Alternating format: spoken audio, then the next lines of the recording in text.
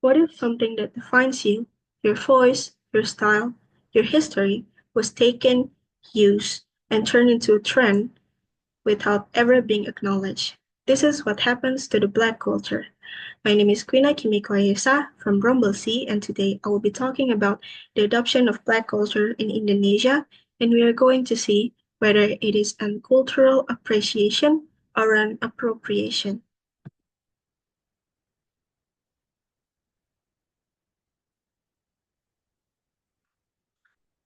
So, what is a Black culture?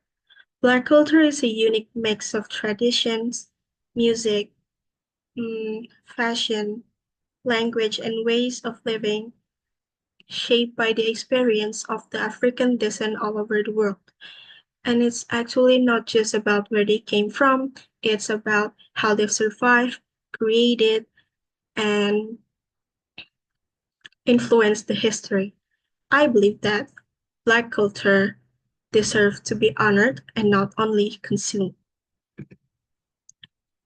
So when we are talking about Indonesia adoption on Black culture, there is two things that stand out the most. It is fashion and music. Today specifically, I want to talk about fashion because it's the most common cases that I found in Indonesia. We are going to see the picture on the left. It is actually a screenshot that I took from an Indonesian rapper's social media account. He's taking a photo shoot wearing a durag. So what is a durag? Durag is like a head covering used by Black people to maintain their afro hair and protect its textures. So why is it wrong for him to use durag? Firstly, of course, because his hair is straight, so he's only using it for accessory and fashion elements without acknowledging the shared cultures behind it. On the right, we have cornrows. Cornrows is a braiding style. It's braided very tightly to the scalp. You can see it's very different from use the regular braid because you can see their scalp and it's in geometric patterns, worn especially by Black people, and it is also designed for Afro hair. But it's very common in Indonesia among men, especially because there is a barber shop that I found on Jogja who they do their clients cornrows and the customers is mostly Indonesian. Cornrows is actually not just a hairstyle, it is back then in slavery, they the African slaves only had one day off and it is on Sunday, so they had to maintain their hair neat and tidy throughout the week because except Sunday, they don't have the time to do it. It's not just that, but cornrows is also used for the maps. So they're creating a map on their hair. It's to it's for their escape routes. And Black people back then, especially African and slaves, they hide like grains, rice, and seeds inside the braids, so they would survive if they ever escape. So when an Indonesian wear it, it's as if we're wearing a symbol of survival as merely a costume and forgetting the people who created it.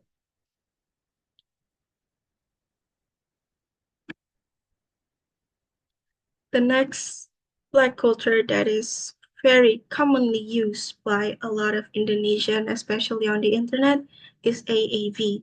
What is an AAV? AAV is an African American vernacular English. It is an English dialect rooted in the historical interactions from West African language with the English dialects during the era of slavery.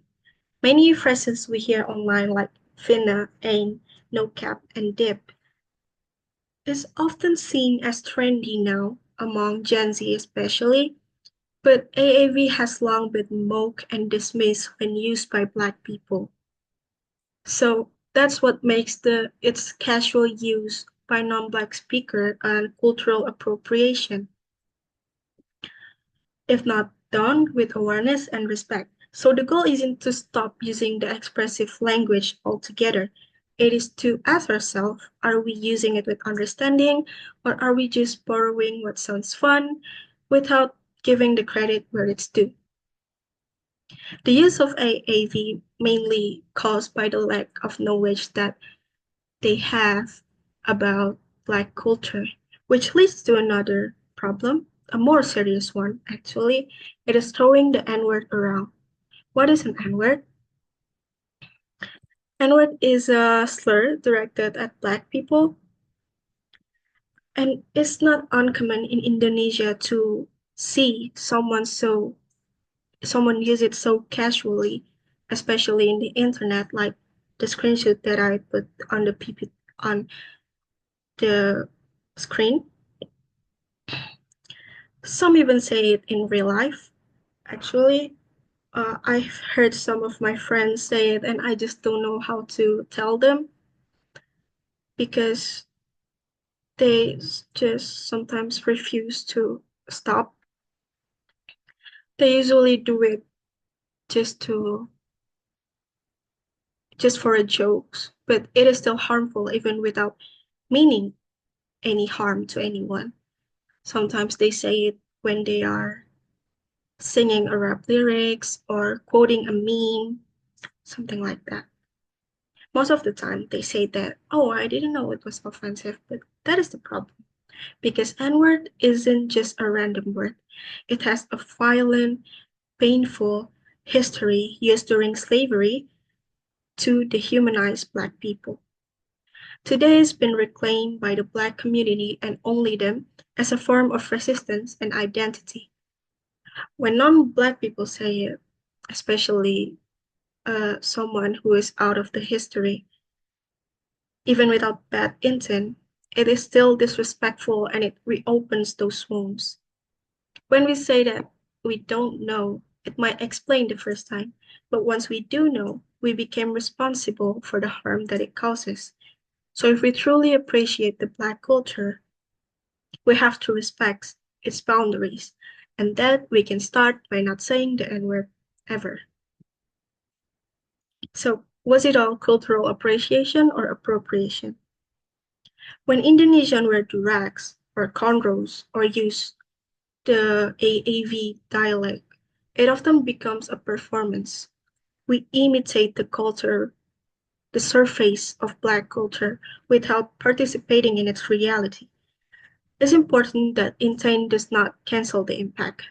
Even if your goal isn't to offend, the result might still be disrespectful. Think about it. We wear durags as an accessories, but do we understand how durags were once seen as unprofessional or ghetto when worn by Black people? Appreciation means standing with the culture, not just wearing it. It's about learning, crediting, and showing up, not just showing off. So, how do we appreciate without appropriating? First, we have to learn the history. Before we wear their cultural elements like AAV or like music styles, their fashion, take time to understand the roots. Second, we have to give credits where it's due. If your style, sound, or slang, fashion are influenced by Black people, say, recognize the root. The third, we have to listen when we get called out. When someone say that what you do is disrespectful, you shouldn't be defensive. You have to listen and learn. Appreciation can start by willing to unlearn what we know. The fourth one is avoid stereotyping. Black people is not a character, and Black culture is not a costume. So, don't reduce their identity into being cool or savage or gangster because it is not a compliment. It is a harmful tropes. Fifth, we have to understand what's off limits. Some culture are not meant to be shared. It belongs to the community alone, and that is okay. Some part of culture are very sacred, are deeply tied to lived Black experience, like the N-word, for example. If we are unsure, we have to take a step back and do the research. The last one, we have to consume thoughtfully. Don't just take, we have to also support. Read Black literatures, movies, films, and celebrate the people behind the scene. That would be all from me. Thank you for listening. Wassalamualaikum warahmatullahi wabarakatuh.